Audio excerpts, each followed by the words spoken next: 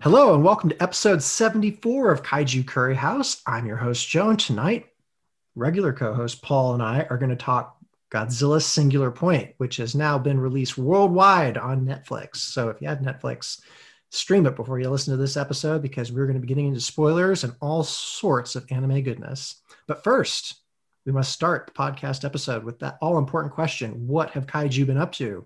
Paul, Sure. what have Kaiju been up to? Let me tell you. So, I've mentioned many a times that I've been playing this game, Outriders. I'm finished with it now. I think I've played it to death. But what's quite cool is there's some side missions in it. One of which is a hunt, and so this guy will pay you in weaponry if you go down and you hunt. I think it's 10 of the meanest creatures on this planet. Are And they actually mean or are they like sharks? no, they're I'm trying to think how to describe them now. There's kind of two main types. One's almost something like the Predator, and then one's like I don't know, like a big. It's on all fours, and it's got like two jaws, and it's just gross. And then they tend. It's like a manticore?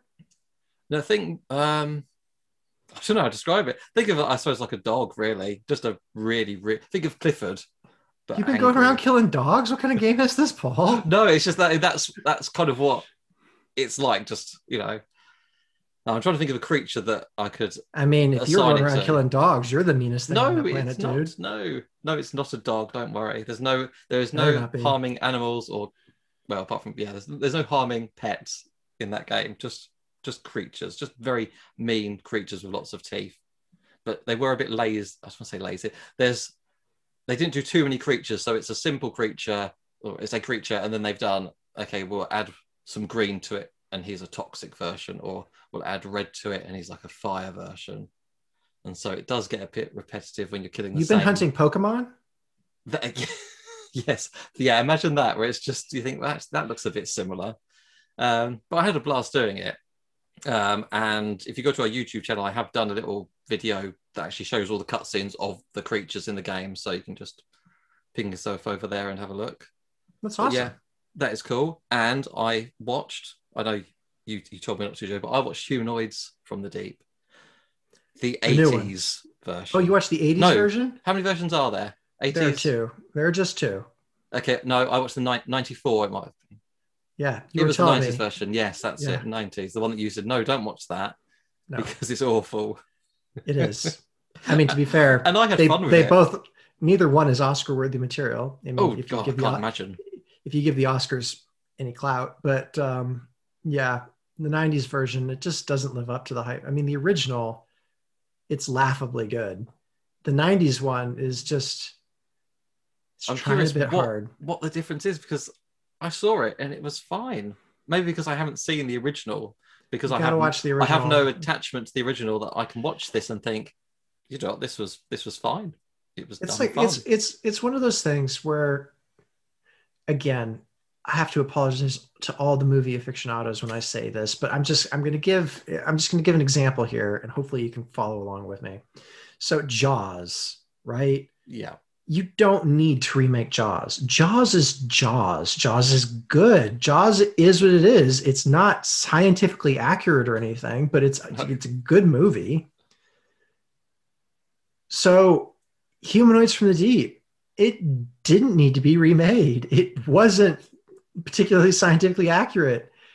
I mean, it's a good movie for the genre and the entertainment of that type that you might be looking for, but it doesn't need to be remade. The special effects that they were using to remake it aren't any different from like what was being used back then. Only back then, at least it was an original concept. Like there are very few remakes that actually do justice. Invasion of the Body Smashers, The Thing, it's just very few films can actually pull it off. And Humanoids from the Deep isn't one of those. Watch the original, folks. Yeah, I'll just say the 90s version is fine. There's nothing, I didn't find anything wrong with it because I knew what I was expecting. But I will check out the original. I will track it down. Yeah, you'll have to tell me which is better, that or Legend of the Dinosaurs and Monster Birds. Ah, yeah, that's true. I don't know if much can hold a candle to that, to be honest, but it'd be Yeah. interesting which is better between the two in the 90s and 80s, as I saw the 90s first. So I'm curious about that. And Incidentally, oh, sorry. no, sorry, carry on. Incidentally, folks, if you've noticed, we've got a podcast host missing. Alex is on a lovely holiday and he will not be joining us tonight. But to let you all know that he's doing well and to maybe tickle your funny bone, Paul and I sent Alex the largest Legend of the Dinosaurs and Monster Birds poster that we could find on Amazon. It is enormous. And because it is sentimental value and his friends got it for him, he just can't pitch it. So he's going to have to put that thing up somewhere, isn't he now? He is, and we're going to need evidence. Yeah, we're going to get look for that image tastefully displayed on our Twitter. Anyways, Paul, go for it. Yeah, I was also just going to say, I noticed that there's a new Pacific Rim graphic novel coming out called Blackout, which is a prequel to the Netflix series.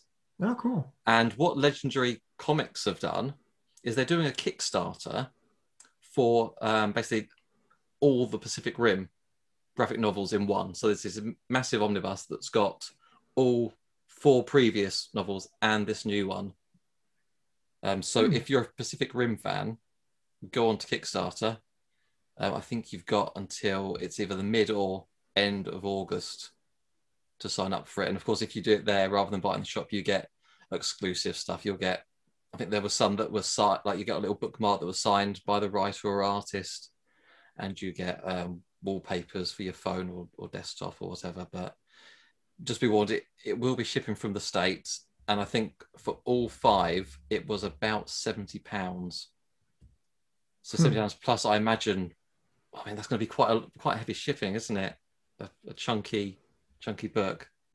Yeah, I'll tell you, you'd have to be quite a big fan, because that's probably at least £100 there. I mean, if you're a kaiju fan in the UK, you're going to be paying a bit for shipping on it, something, whatever you get. I mean, it's not like we've got a domestic product here. So, no. But yeah, that's interesting. Incidentally, folks, while you're on Kickstarter, I always encourage my friends to look, and I'll do it on this podcast now. There is a wonderful line of dinosaur action figures called Beasts of the Mesozoic. And one of the sculptors that does the NECA toys has gone off, and he has made his own line of scientifically accurate fully posable dinosaur toys. Oh, nice. And the sculpts and the paint jobs on them are fantastic. They did raptors for the first wave, and it was one of those that was instantly funded because the quality is off the charts. And then they've recently gotten through ceratopsians. They're in the process of shipping out ceratopsians. And he has been teasing tyrannosaurs as the next branch that they're going into. And if you're a dinosaur fan, you can get these at like everythingdinosaur.com, Dan's Dinosaurs, stuff like that. But chances are, if you're a mega dinosaur fan, you already know Beasts of the Mesozoic. So yeah, but if you're on Kickstarter, that seems to be like a long-standing one that's just on there because it's a fantastic product and they keep bringing out more. So okay, give it a look-see. It's good stuff. That's always good. And it's quite breaking news, actually, as we're recording this Thursday, 22nd of July, and they've announced that Legendary is looking at being sold or merging.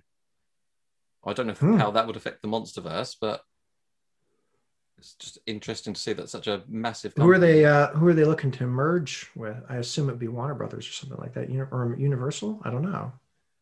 But from what I could see in the article, there wasn't really anything that said who they might be going with. Ooh, so I don't know. Mystery. That's it. I don't know if it's going to be another film company or if they're going to go someone all different altogether. That's interesting. I mean, I hope that they get to keep a lot of their creative directions, because I like a lot of Legendary films. I think that they do a fantastic job. Well, that's it, because I mean, they've done Jurassic World's great, Godzilla's been great, and that Dune, isn't it, is coming out soon. Dune, yeah. So the thing is, they've done a lot of great superhero movies too. I have nothing against the Marvel Cinematic Universe, but I just grew up with DC, and I really appreciate a lot of the DC films that they've done. So, like, I think Batman Begins was a Legendary film. They do a really good job. I love Batman Begins. Yeah, you're gonna go and watch it now, aren't you? Yeah, yeah, great. But no, I mean, these are just, it's a great studio, and I really hope that, like I said, they get to keep a lot of their creative direction. Yeah, let's hope so. But okay, that's it for me. So, Joe, what have Kaiju been up to? In truth, Joe has been eagerly awaiting a few things coming in the post. As he normally does, he has eyes bigger than his wallet. And but luckily in this case, I suppose not. My lovely partner Dawn, who you may have met on our Loch Ness episode, she got me the Nanmu Studios Shadow Monarch, which is the Vestatosaurus Rex from Peter Jackson's King Kong. It is an incredible sculpt and paint job. I dare say it rivals X Plus, and it comes with a base, which is basically a bunch of Kong skulls, and it's brilliantly sculpted. It's so good, and I've got that in the post somewhere. It's making its way, and I also have a few X Plus figures that should be coming my way. It's kind of funny because X Plus released a lot of figures, for pre-order during the pandemic. And because of the pandemic, the production has slowed down. So I'm sure at some point I'm going to get a string of figures come to my house, and I'll be like, wow, Joe really did not manage his space very well. Paul, seeing, like my office behind me, he's just like, yeah, where are you going to put those, Joe? But I'm really looking forward to the Cyclops, the Ray Harryhausen Cyclops that Star Ace is the one releasing. It's sculpted by the X Plus folks, but I'm waiting for that. And I got the deluxe version with the really nifty base, and that's really cool. Right now, as we record this, the Valley of Gwangi dinosaur has dropped. The deluxe version has a base with, the name and everything. And it has a rather dead pterosaur whose wing comes off and you can put it in Gwangi's mouth. I would have gone with a more tasteful cowboy lassoing Gwangi, but there it is. But I'm kind of debating on that one. I have the 1 million years BC Allosaurus behind me, which is a great Harryhausen dinosaur. But at the same time, Gwangi's Gwangi. Like I could get a gorilla action figure and that could be King Kong, but do I want to have the King Kong? So this is one of those things that I'm really chewing myself up over right now. In terms of having watched anything recently, haven't honestly. I've haven't been watching a lot of TV, but enjoying the outdoors. For those of you in the UK, you'll know that good old Boris on the 19th, he said that we could go outside and kind of mingle.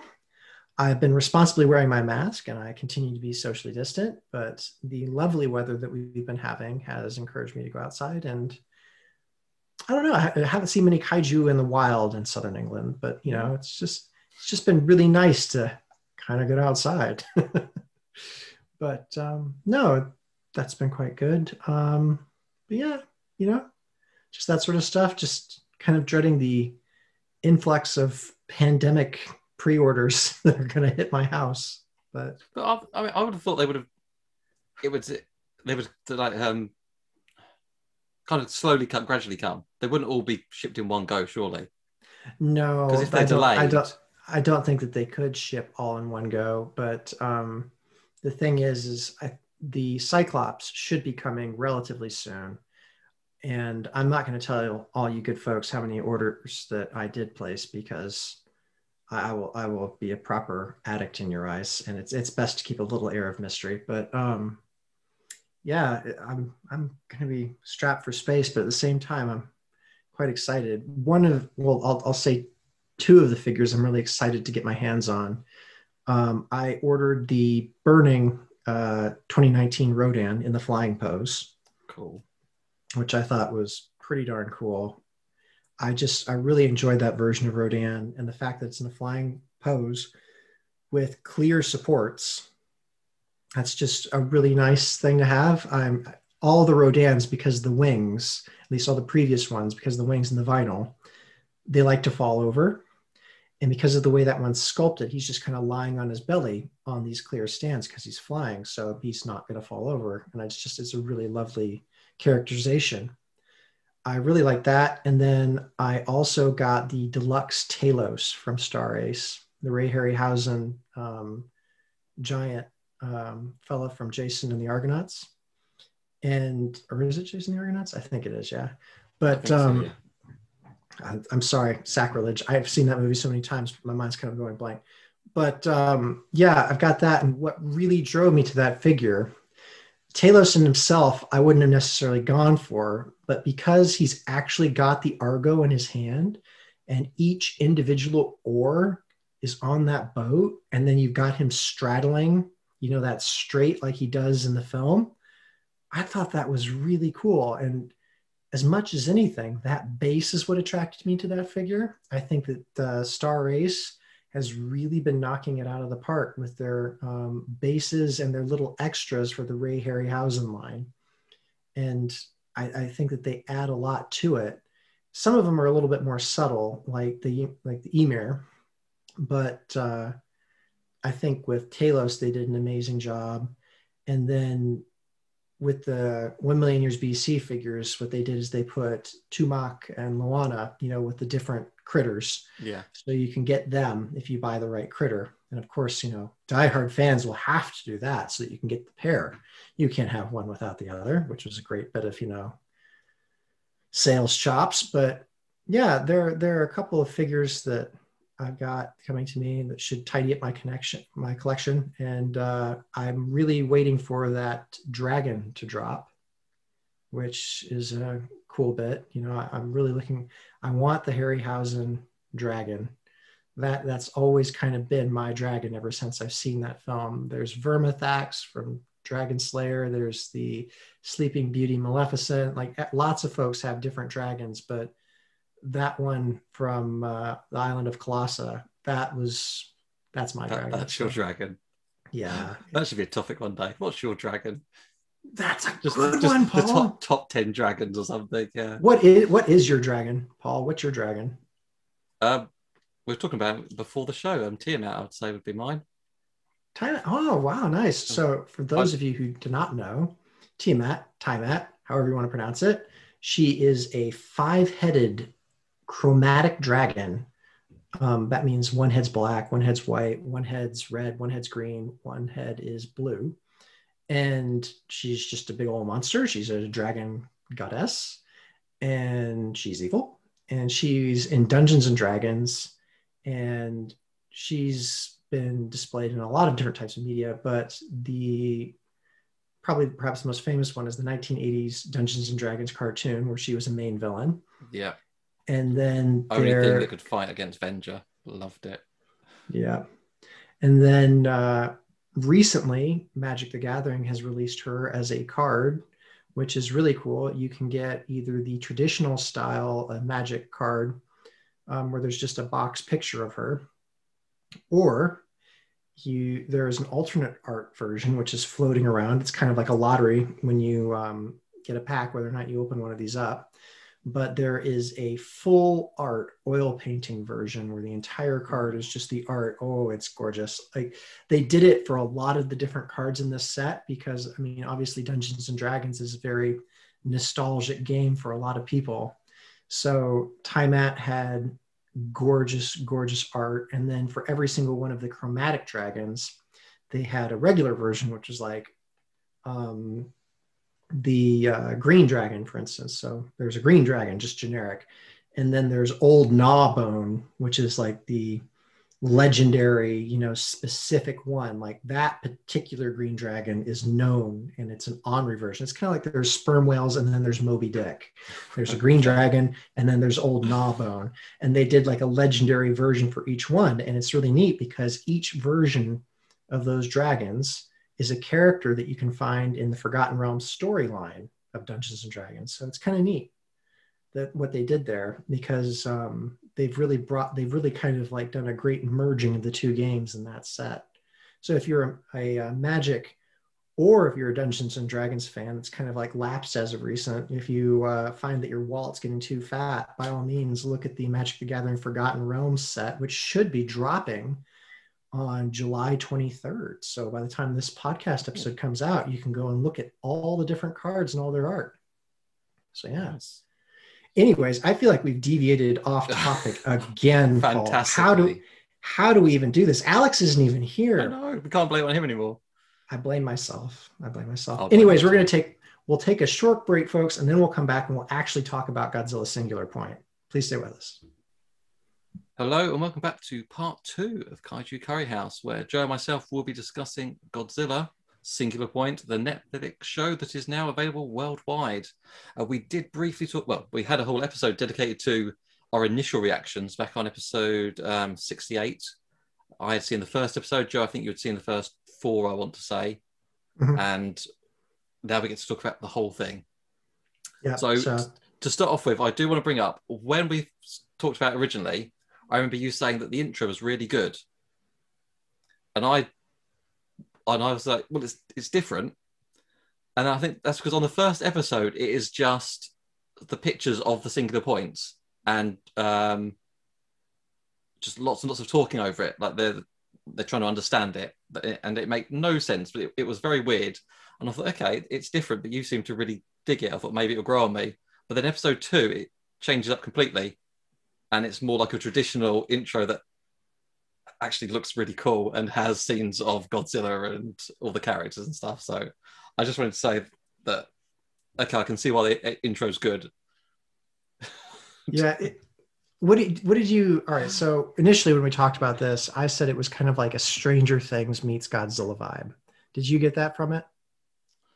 I can see where you're coming from with that because of this whole weird other place where the red dust is coming from, and yeah, so I could see that the red dust side down. Yeah, exactly. That's it. We just didn't ever see that, so we never saw the upside down world. We never visited that, and maybe we'll do it in another season. But needless to say, they have worse things than Demogorgons, which is yet another Dungeons and Dragons reference for those of us listening to this episode. But yeah, I thought it was really cool. I really enjoyed that. In the first episode, they just didn't jump in with both feet into Godzilla lore. And they give you that great, oh my goodness, cliffhanger ending when you see, and okay, folks, spoiler warning. Okay? Oh, we should say, yeah. Yeah, we said at the beginning of the episode, spoilers, okay? You're going to ruin this for yourself potentially because this is a great show with a lot of great Easter eggs, surprises, good stuff like that. So spoiler. But yeah, at the end of the episode, when they see Godzilla's skeleton, it was a great, oh my goodness moment. Like I thought that he was going to cause trouble, and yet here he looks dead. Yep. So, but yeah, they get into it. So yeah, it was a good first episode. We've got strange phenomena happening that aren't like your normal typhoon, volcanic eruption things. These are more based in physics, electromagnetic phenomena, and it's just kind of neat in that sense. So, Paul, who was your favorite character early on? Who grabbed you the most? Oh, not the AI. Not the AI, huh? You didn't actually like the doggy? I was not a fan of the dog, I have to say. Did it grow on you as the series progressed? I would say, I think he was overused. Moment in the last episode. It has a cool moment in the last episode. Yeah, I think they just kind of went a bit crazy with him at first, and it was so jarring from the rest of the characters. I was like, okay, this is completely a different tone to what the rest of the show is going for. But I know that's what, you know, that's common for Japanese things, isn't it, to have something like that? I suppose I know you were saying about May. She's like, oh, she's like kind of like the traditional coloured hair, and it's just I actually quite like May because the guys. Oh, he's a stump. He's got the emotional IQ of a stump. Does he smile in the whole series? I don't think he does. I found it very hard to like him as a character. I This think is Yun, right? he could have died. Yes, Yeah, Yun. he was just like, okay. He's indoors too much. We'll just say that about Jan. He spends too much time indoors alone. What's his But boss's mate, name? Yun, No, yeah, the crazy guy. Well, not crazy, it turns out, you but mean Grandpa? yeah, Oh yeah, Grandpa. He's cool. he was funny. I liked him. That was the right kind of crazy. Yeah, he's just like giant monster from another dimension. Come at me, bro. It's just like, dude, you're 80. He still No, he got was it. good. I really did like May though, but you can tell again. I mean, she fits into a lot of traditional anime tropes. I mean, like the color of her hair, how big her eyes are. Yeah, I mean, so basically, I'm not cutting into Japanese animation styles because a lot of people in anime have larger eyes than they normally would. Disney does this, like, but with May, it's really kind of funny because all the other female characters in this show have normally drawn eyes. They have normal hair colors. And then there's May with these enormous anime eyes and purple hair. And it's just immediately you see her and she's like, oh, she has plot armor. Cool. But yeah, I think she's really cool. I really like the fact that she is a brilliant scientist or, grad student in her own right. She's interested in monsters and stuff. Basically, she's like every kaiju nerd's dream, like, oh, wow, she'd be brilliant. But I really like her just because she furthers the plot line. She doesn't view Yun romantically at all. And she doesn't no, have any romantic interest. She talks a lot to other female characters about things other than guys. It's really good that they did that in this series. And she's just a smart, capable woman. And that just says a lot for just like the fandom. I mean, like we're opening it up to other people other than the traditional, like scientist dudes. Like there are other characters that can come into this series. And it's just, I'm really glad for May. I really like her. She was a brilliant inclusion. We need more Mays in the kaiju community for sure. yeah, it was refreshing for there not to be like a love triangle or something going on there. Yeah, I'm glad that they focused on the May, creatures Yun, on the and Jet science. Jaguar. Who's gonna get her heart? It's that thing. Jet Jaguar was really cool in this series. Actually, I yeah, have to say. let's speak about Jaguar because do you know what? I don't really like him in the Godzilla films. He feels like I know I'm getting a lot of abuse of this. He feels like a poor man's Ultraman to me. Yeah, I'm pretty sure that he is like the attempt to cash in on the 70s Yeah, mecha dude thing. And Alex I know is going Alex to loves listen to him, which is why Alex. I Oh, can say it. no, no, no. I like Jet Jaguar. I think that he was absolutely brilliant in Godzilla Rulers of Earth, the comic book by Oh, okay. IDW. Yeah, yeah. They did an amazing job with Jet Jaguar there. They gave a certain mystery to the character. His powers are used appropriately.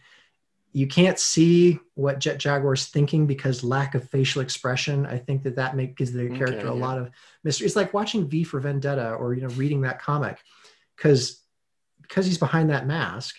You can't see what he's thinking. Only what the actions are or what he chooses to say. There's no facial expression to read. So there's an air of mystery around the character. Jet Jaguar in Rulers of Earth had that for the few issues that he was in, and I think that was really cool.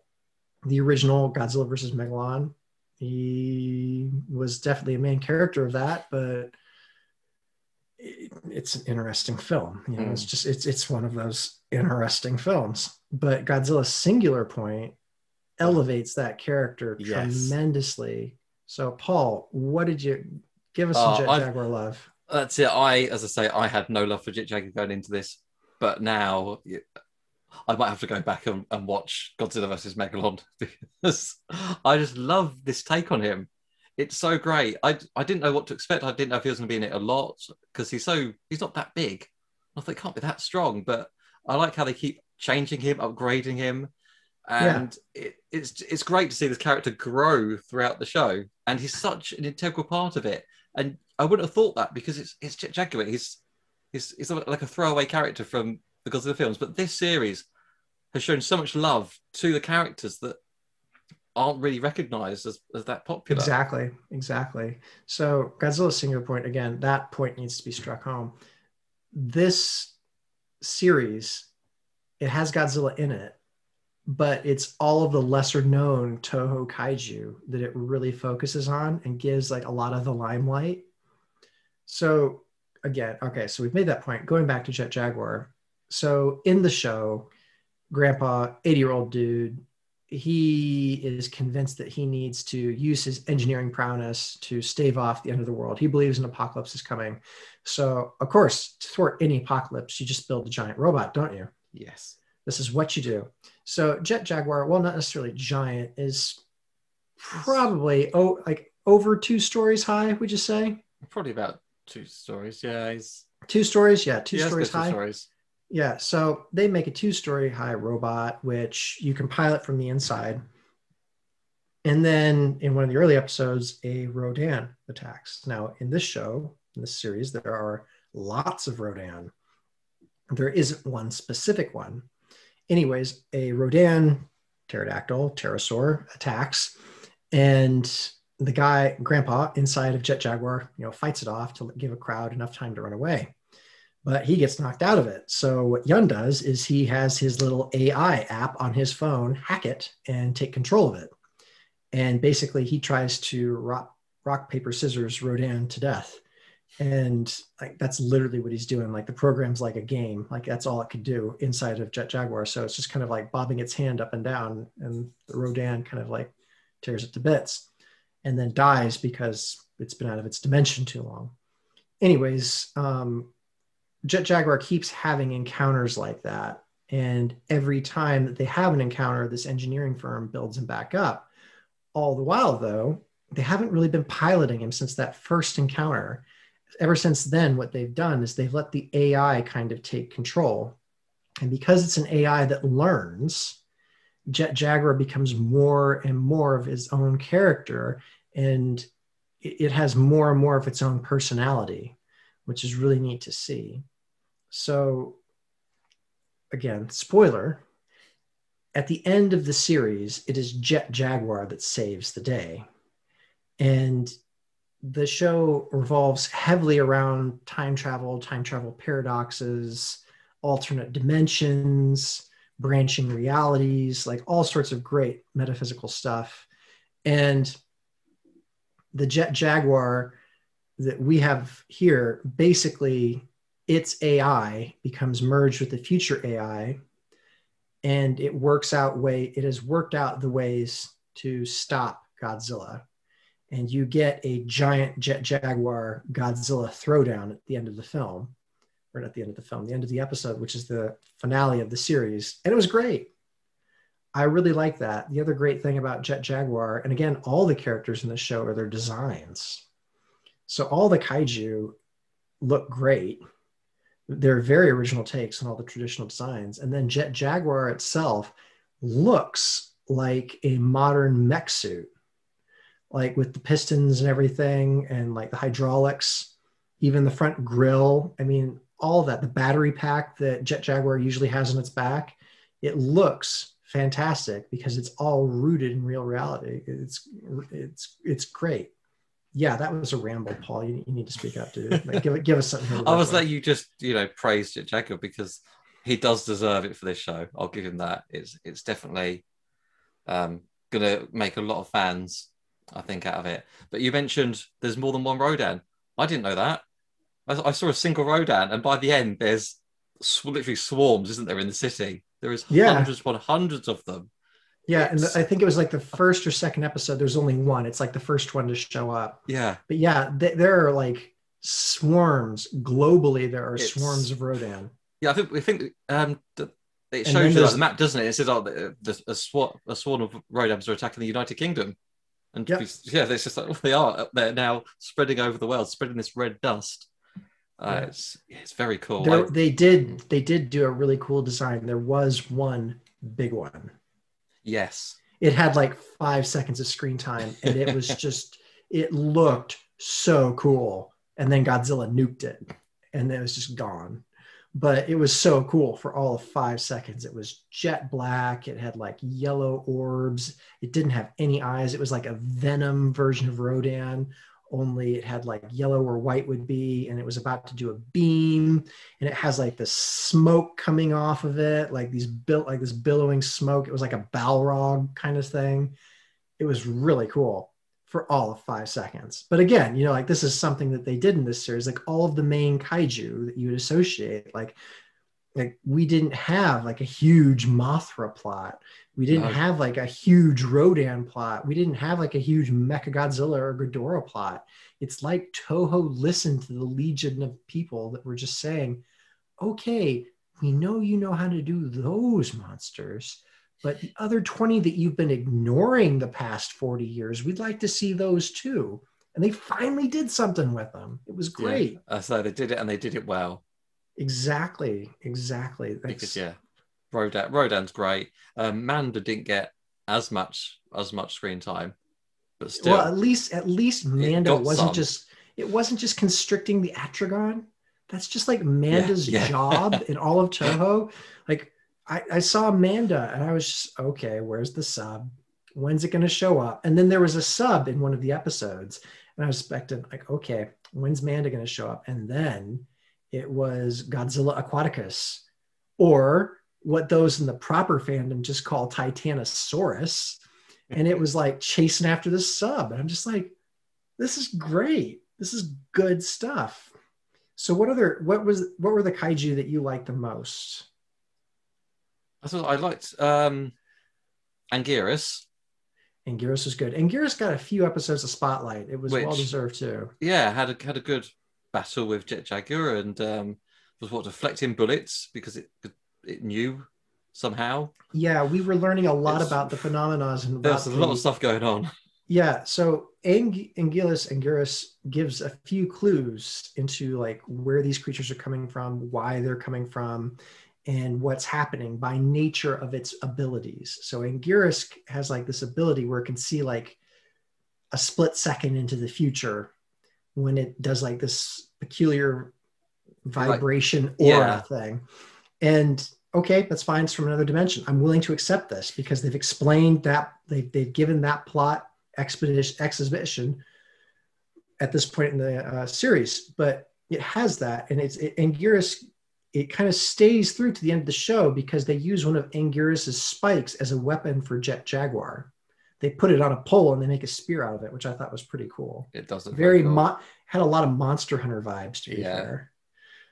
But yeah, Anguirus was very cool. They gave a lot of great thought into that design for sure. And I'm really glad that they had Kumonga, or a whole lot of them in it. But I wasn't that in love with the creature. So the giant spiders. So it was a mixture of Megalon, Kumonga, and Hedorah. Oh, really? And Kamacuras, actually. So there were different variants. So no, it was like a hive. So with ants, you have worker ants, you have warrior ants, you have the flying ants, and I'm sure that there might have been a queen one somewhere around there. But basically, they're like spiders. Some of them have like the praying mantis pincers. The generic spidery ones have like the Megalon, drill bit arms at the front. And then they have Megalon's like head, horn, star thingy, crest. And they have that coming out of the rear of their abdomen. That's cool. And then when you kill them, their blood is essentially Hedorah. And I thought this is great because they're from another they're from another dimension. I mean, like, why wouldn't their blood be weird like that? I mean, John Carpenter's The Thing, we saw blood acting in its own weird way. Yeah. We saw a creature mutating and doing all sorts of strange things. Great concept. It's just that what Toho did here is like, okay, we're going to modify that a little bit. It's just an animal, and its blood has the capability of bringing it back together or whatever, or self-healing it. It retains that consciousness, or like the body is just a shell. So, or Hedorah could be a parasite controlling these creatures, because you have a lot of fungus that control ants and stuff. Okay. So it was an interesting take on the characters. I thought that was really good. They combined a lot of characters into one, kind of like Godzilla. Yeah, So that's it. All the different. let's talk about Godzilla for a moment. So Godzilla first appears as a skeleton, which looks traditional Godzilla.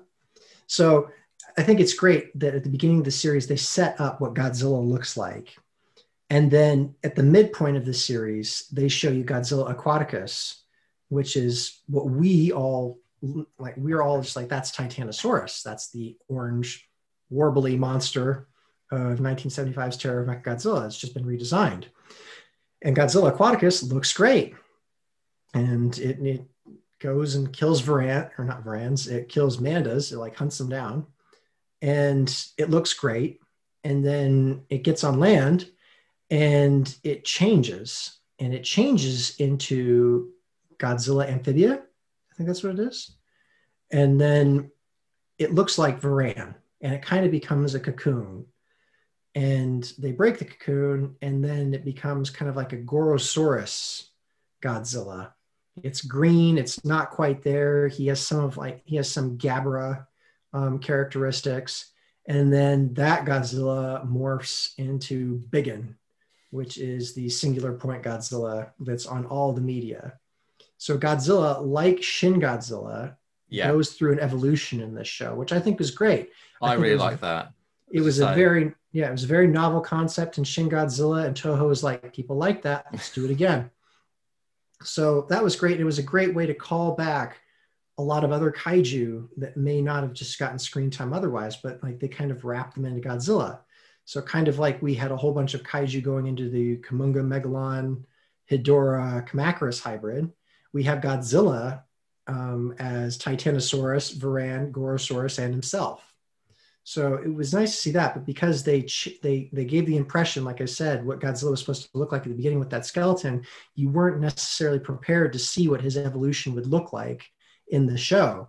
Because I remember watching it as it was all coming out, and it's like Godzilla Aquaticus. Is that just what, like, they know what a Godzilla is, and they're just putting Aquaticus on because it's a Titanosaurus? It's just a large reptilian thing. I had no clue going in that was going to turn into Godzilla, and I thought that was a really cool thing. Because they did that trick. They tricked your mind into thinking this is what Godzilla looks like with that skeleton. And then they brought it around and gave you that evolution. It's like, that's cool. You didn't necessarily know where it was going to go. So Godzilla was really neat there. Right. Well, I think that's time for our second break. And then we'll come back and wrap this bad boy up. Awesome. Hello and welcome back to episode 74. This is Joe and Paul, and we're talking Godzilla Singular Point whilst Alex takes a much-deserved holiday. Anyways, we were talking about kaiju in the last segment of the episode, and I feel that like we have to kind of give a little bit more credence to the plot, as metaphysical and confusing and well above our heads as that may be. Paul, was there any point in this show where it may have lost you? Yeah, there might have been a few points that I felt they did make it quite complex. I would have been happy with just an alternate dimension, and that's it. They didn't need to throw in time travel and stuff as well. I know, but you know what? What they did is they explained everything. They did not, I mean, like there's a lot of plot points that need explaining, but like they set themselves up for a second season. We'll get into that, folks. But what they've done, they've covered a lot of bases here, and they've world built a lot of this, which I got to say, that's the kind of stuff that I really enjoy. So yeah, when you're watching this show, it wouldn't hurt to have like Wikipedia or Google next to you so you can figure out what it is that they're talking about. I'm not going to lie, this left me in the dust a number of times, and I just had a quick pause of Wikipedia, and I got it. Oh, okay. That's what they're talking about. Cool.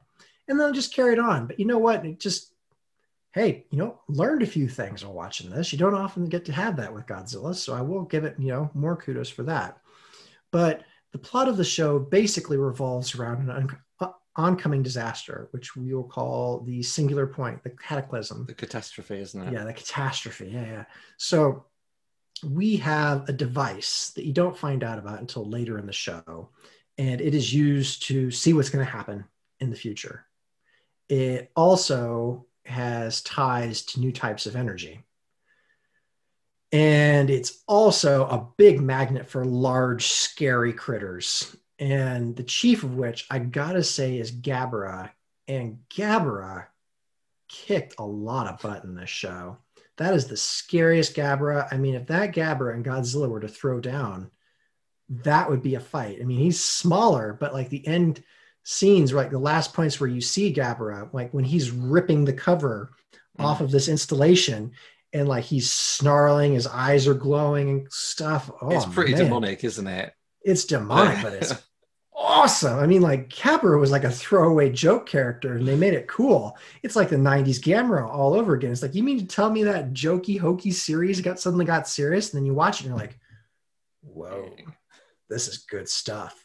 But yeah, anyways, Gabara, it was sexy Gabara, we'll call it, and it did a lot for it. And sorry, children, but anyway, it was just so good in that sense. But yeah, we're trying to stave off this oncoming disaster. You find out there's this device which is simultaneously predicting, providing solutions, but also causing a lot of the trouble. Yeah, right. So yeah, what's going on? But again, time travel paradoxes, metaphysics, different branching realities. You learn about a lot of this stuff. And we can say that Singular Point did it before Loki. So hot diggity dog, right? Anyway, by the way, there was a Loki alligator. Big credence to that. Marvel, that was great. Make Devil Dinosaur, not a cartoon, live action. Thank you. But yeah, we got a little bit of exposition on this device. Basically, someone was working with it before, things stopped. There's a Godzilla skeleton from before. Where did that come from?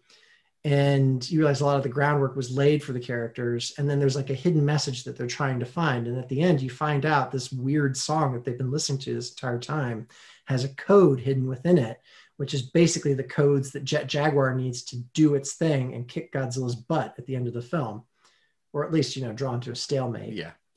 But the characters are basically like world traveling and trying to figure out like what's going on, where are all these hidden messages, where's the stuff coming from, how does this make sense, how do we stop this catastrophe? And it's kind of a race against time thriller kaiju series, and it's quite good, and it has a lot of great stuff. I wouldn't say there's any hair-raising moments. I didn't feel like anybody was truly in a lot of danger.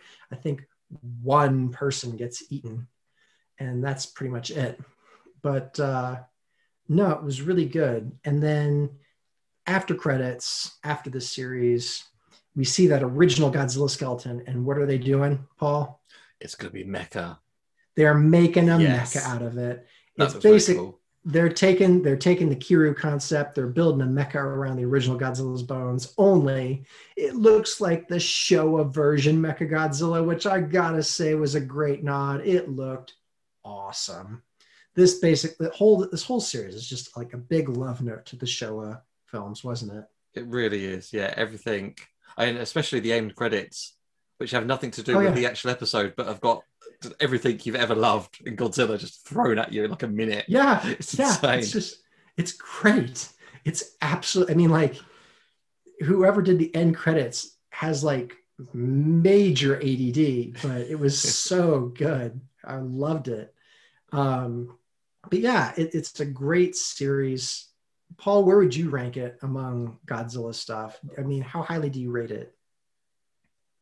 Aside from the fact of the plot, because normally in the Godzilla plot, it's so basic, isn't it?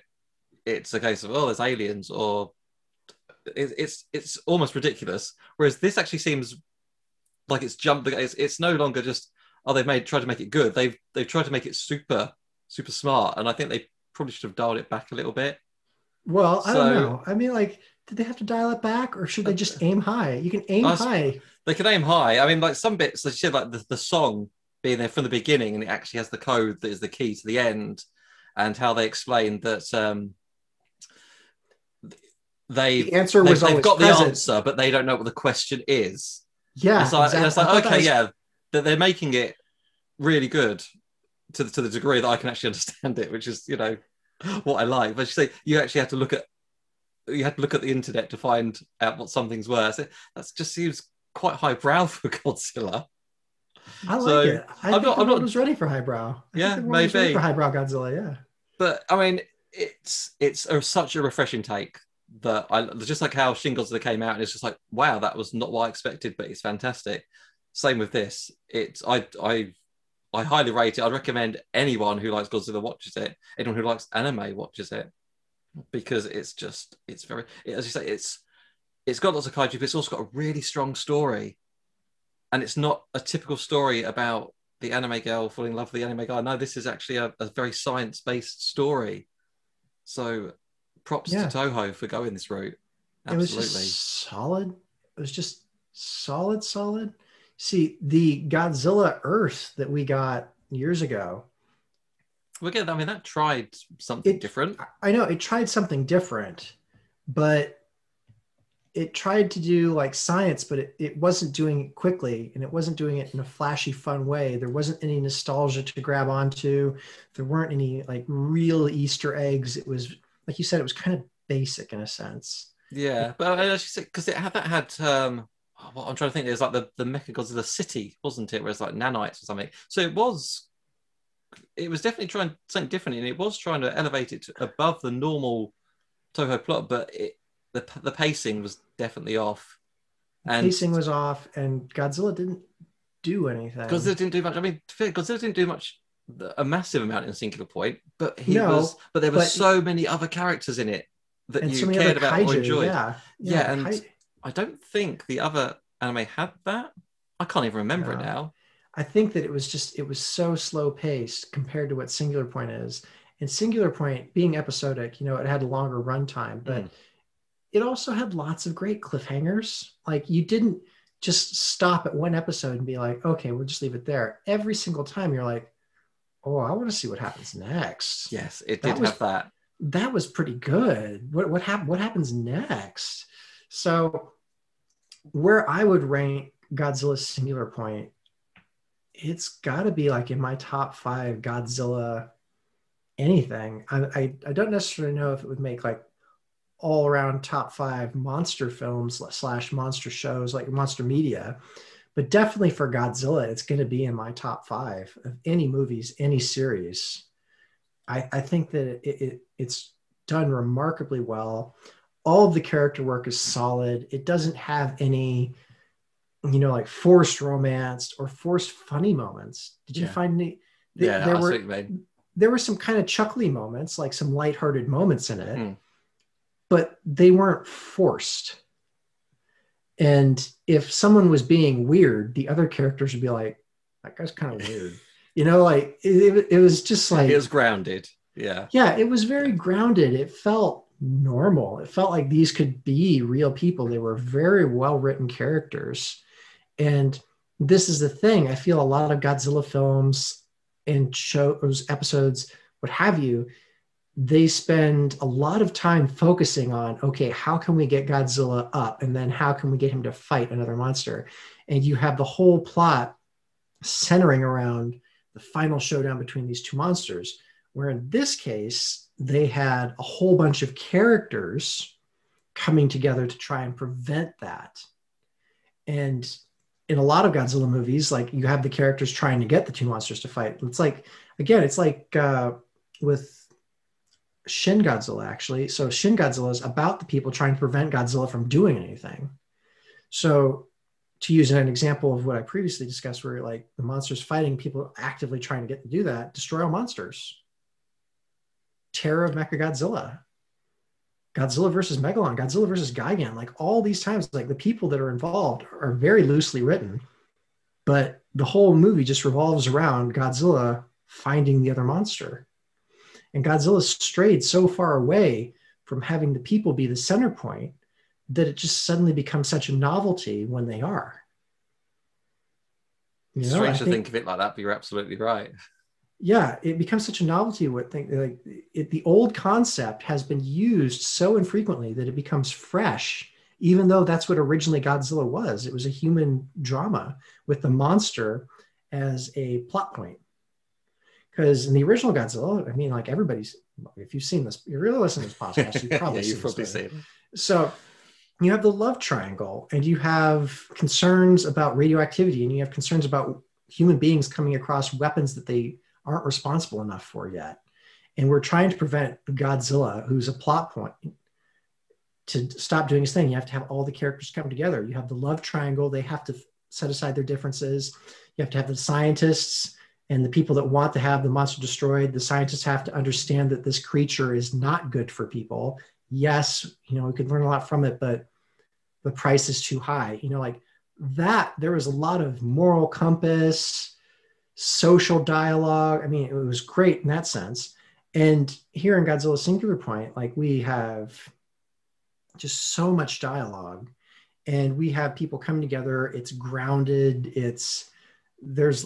Just when I talked about people like not dying and everything, I just recalled like Megalodon ate like a whole boathouse full of people. Yeah, Megalon, yeah, bummer. The Comungulung, yeah, those spider things, that's what we'll call them. But yeah, but again, it's the human beings being the center of the story. Now, there are some people that will gripe and say, there weren't enough monsters. I want the monster fights. Like, okay, I get you. That's what you're here for. But you got like 30 films worth of that. Give the plot people like a series, okay? So I think it was really cool. And I'm glad that Toho is exploring other avenues for this character, because Godzilla can be, you know, like a major plot point, but there's a broader show around him to support that. And I think that's really cool. And they did that in Godzilla Singular Point. So yeah, I rank this show very highly. It's one of the best anime that I've ever seen. I've seen a few. So yeah, like major kudos. And I'm excited to see where they go in season 2. Absolutely. Yeah. See what Mechagodzilla does. Oh yeah, and the other thing is too, like if they make a figure of that Mechagodzilla, that's gonna look so awesome. Oh yeah, I mean, like I've already said I have no room, but you know, who cares? Yeah, X Plus has got. I mean, they've got me on speed dial now. Joe, we haven't seen you place your order yet. What's going on here? Okay? Yeah. But there we go. All right, so we come down to If Nothing Else. So I think we have. Right. So I feel like both. Well, let's just get out of the way, folks. You need to watch Godzilla Singular Point. Absolutely. Watch the dub version, because Netflix, because the characters are saying so much and getting so much detail across, they had to abridge the subtitles. So you won't get as much detail out of the subtitles as you will listening to the English audio dub. Yep. And I just to test that, I did put on the subtitles, and I mean, it even changes the tone, because someone could be just saying something quite long to say, move out the way, please. And then it's in the subtitles just saying like, move. And you're thinking, that's come across aggressive in the text, but actually in the dub, it's not. So again, it comes down to how much you can read. Oh yeah, if you can read really quickly. Yeah. I mean, get the original Japanese. Yeah, it comes down to how much people can read. But yeah, watch it with the English dub if you can. If you have access to the original Japanese version with the English dub, that's fine. But for Western audiences, what they've done is they've given you the English dub version, which is the original Japanese dialogue. To be fair, the person that translated it, they did a wonderful job, the best I've ever seen in any Japanese translation. It's just the subtitles don't line up with that. So even if you have the subtitles going at the same time as the dub, you're gonna be like, wait, they didn't say that. It's kind of like, you know, when you're watching a dub and the lips keep on moving. It's kind of like the lips keep on moving. It's like the dialogue keeps going, but the subtitles have stopped. So yeah, watch it with the dub, folks, if you're at least in the Western hemisphere, you know, like folks like Paul and I. But so watch Singular Point. But what else can we recommend this week? Well, sure. Because we've been talking about it, I want to go back and watch the Godzilla anime, and just see how it's aged. How it holds up. Yeah, compared to this now. Is it going to be, as it's been more time, will it, now I know what I'm walking into, I might enjoy it more, but at the same time, compared to this, it might not be as good. So I'm curious, and I think we should give that another shot. How about yourself? Well, you know, I brought up Dungeons and Dragons a couple of times in this episode, and now that the pandemic is hopefully getting a little bit more under control, there have been some positive things seen. Hopefully, you can go to your local bookshop or Amazon, preferably your local bookshop, pick up some Dungeons and Dragons books and learn how to play. So this isn't an electronic video game. It requires imagination and math skills. And it requires getting together with a group of friends and talking and having a good laugh, which I think is sorely needed nowadays. But Dungeons and Dragons, like the mechanics are there for you to make it whatever adventure you want it to be. You can be as silly, as serious, as Conan the Barbarian or Lord of the Rings as you want to be. And it's just good fun. So I think if you want to go out there and play a good game and have some monsters in it, potentially even some kaiju, because there are some creatures in Dungeons and Dragons that get quite large, dangerous, and scaly, you might say. It's a fun game, and it's really wholesome to play with a group of friends. Just like get a pizza, get your D&D going, and that's a great Friday night. But I will recommend that because there's been a little bit more Dungeons and Dragons revolving around in Joe's world lately, and getting kind of back into it. It's whetted my appetite for more. There you go. Excellent. Well, folks, we hope you enjoyed episode 74. By all means, check us out on YouTube, on Twitter, send us messages. We'd love to have messages, because we are just so socially deprived, like we love you guys. So send us something. And as always, keep it kaiju.